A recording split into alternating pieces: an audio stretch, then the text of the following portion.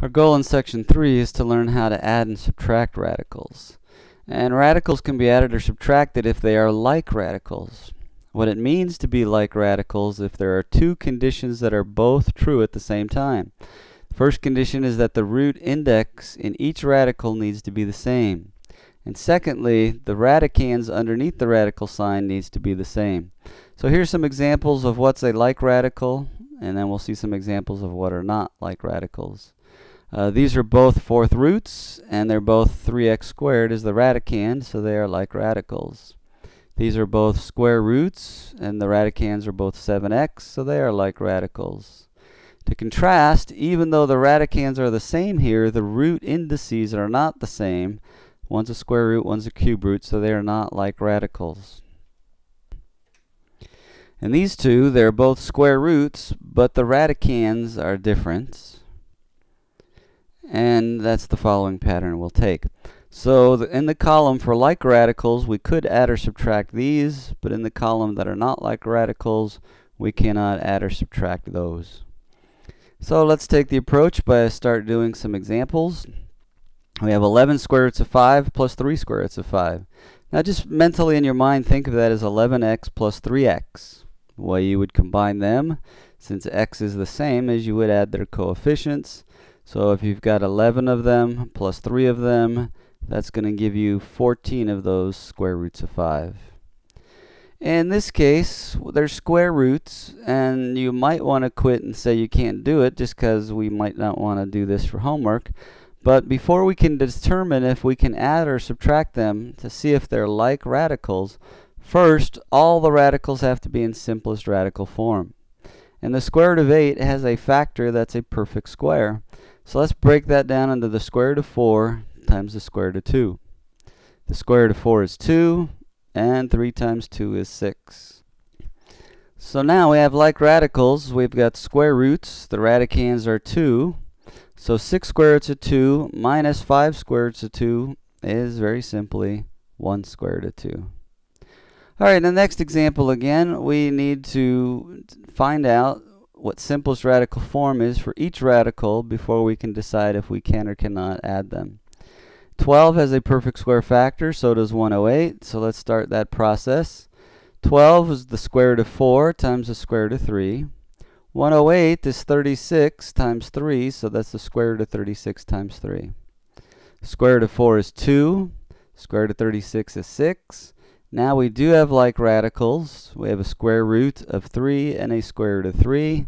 2 of them plus 6 of them is 8 of those square roots of 3. Subtracting with cube roots, same thing. Put them in simplest radical form first. Let's look for factors of 54 and factors of 16 that are perfect cubes.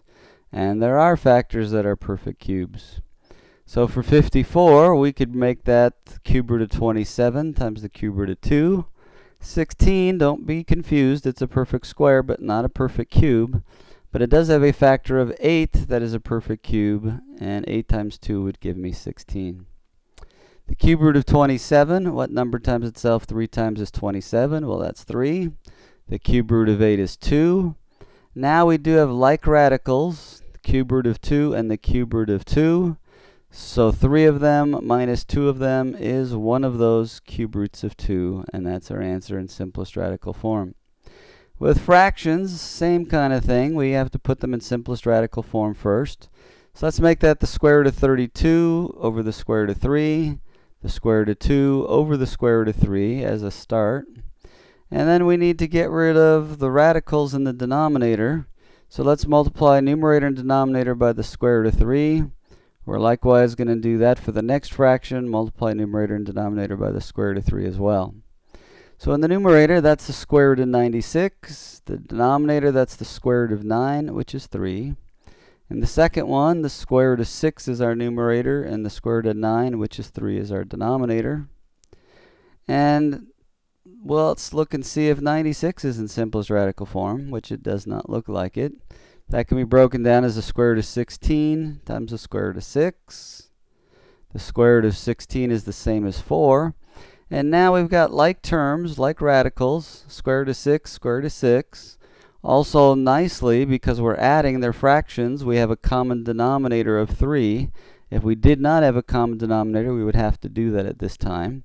But in that case, the denominator is the same. We're going to keep it. And we're going to add the numerators. 4 square root of 6 plus 1 more square root of 6 is 5 square roots of 6. All right, let's multiply a monomial radical times a binomial radical. That's still the distributive property from chapter 1 and 2. So let's distribute that out. Square root of 6 times the square root of 2 is the square root of 12. Square root of 6 times the square root of 3 is the square root of 18.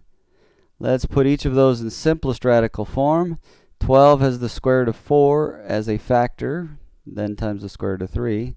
18 can be broken down into the square root of 9 times the square root of 2. The square root of 4 is 2, square root of 9 is 3, and we have radicals that are not alike. We have a square root of 3, a square root of 2. Radicands are different. We cannot add the radicals any further, so my answer is 2 square roots of 3 plus 3 square roots of 2. All right, for our last example, we've got the square root of 10 plus the square root of 22 over the square root of 2. And let's break that down as the square root of 10 over the square root of 2. Square root of 22 over the square root of 2. And there's many more ways to do this problem than this one way. But doing so, let's break that down as the square root of 10 over 2, because they will divide evenly. Let's break this down as the square root of 22 over 2, since they will divide evenly. And 10 divided by 2 is 5. 22 divided by 2 is 11. So the square root of 5, the square root of 11, they are not like radicals. So that's as far. I can't add them any further. That's as far as we can go. So that's our look at adding and subtracting radicals. They must have the same root index, and the radicands must be the same.